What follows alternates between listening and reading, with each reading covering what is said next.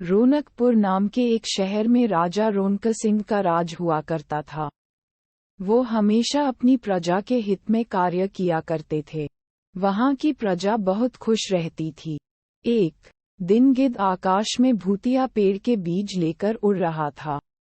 जैसे ही गिद्ध रोनकपुर पहुंचा, तो उसके मुंह से एकदम बीज रोनकपुर के बीचों बीच गिर गया। बीज भूतिया था, इसलिए अगले ही दिन वो पौधा बन गया।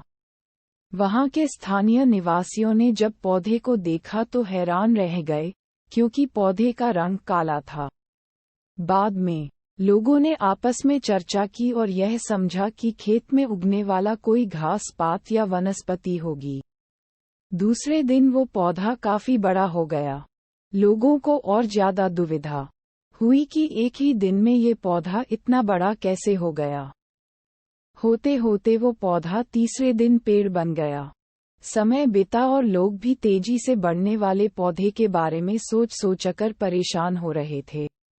वो इस मामले को राजा के पास लेकर गए। ऐसे जादुई पौधे का पता चलते ही राजा तुरंत उस जगह पर पहुंच गए।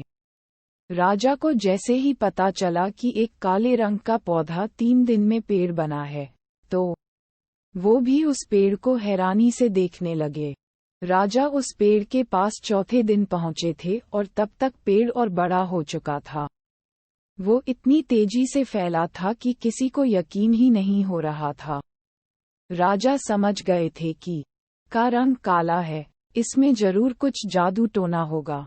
इसी सोच के साथ राजा ने घोषणा कर दी कि जो भी इस पेड़ को खत्म करेगा, उसे वो इनाम के तौर पर 1000 सोने के सिक्के देंगे। यही नहीं, राजा ने यहाँ तक कहा कि पेड़ को खत्म करने वाला व्यक्ति मेरी मृत्यु के बाद मेरी राजगद्दी पाने का हकदार भी बनेगा। इतनी बड़ी घोषणा सुनने के बाद हर कोई पेड़ खत्म करने के लिए अपना दिमाग लगाने लगा। राजा के सारे चतुर मंत्रियों ने भी तरकीब लगाई, लेकिन पेड़ को कोई भी नष्ट नहीं कर पाया। किसी ने पेड़ के आसपास आग लगवाई तो एक मंत्री ने उस भूतिया पेड़ को हाथियों तक से खींचवाया, लेकिन पेड़ को कुछ भी न हुआ। अब लोगों के मन में डर बैठ गया और उन्हें लगा कि पक्का यह ऐसा वैसा नहीं, बल्कि भूतिया पेड़ है। तभी उस गांव के एक समझदार व्यक्ति को राजा की घोषणा का पता लगा। जानकारी मिलते ही वह अपने गुरु के पास भूतिया पेड़ से जुड़े रहस्य को जानने के लिए पहुंच गया।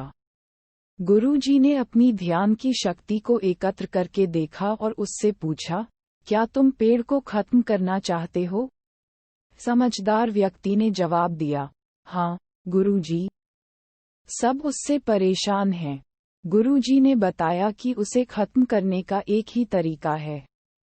इसके लिए तुम्हें उस पेड़ के आसपास नमक डालना होगा। इस तरकीब के बारे में जानते ही वो व्यक्ति तेजी से राजा के पास गया और कहा कि इस पेड़ के आसपास आपको नमक डलवाना होगा। ऐसा करने पर ही यह पेड़ खत्म होगा। राजा ने अपने सैनिकों को ठीक ऐसा ही करने को कहा। सैनिकों ने मिलकर पेड़ के चारों ओर खूब सारा नमक डाल दिया। नमक डालने के एक दिन बाद ही पेड़ का आकार कुछ कम हुआ। होते होते 5वें दिन तक पेड़ एकदम छोटा हो गया। उसके बाद गलकर वो गायब ही हो गया।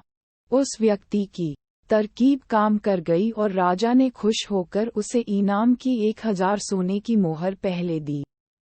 उसके बाद एक पत्र दिया, जिसमें लिखा था कि वो राजा के मरने के बाद उनकी गद्दी को संभालेगा। वो समझदार व्यक्ति खुश होकर अपने घर चला गया। कहानी से सीख, ऐसी कोई मुसीबत नहीं होती जिसका समाधान न किया जा सके। जरूरत है तो बस धैर्य और समझदारी की।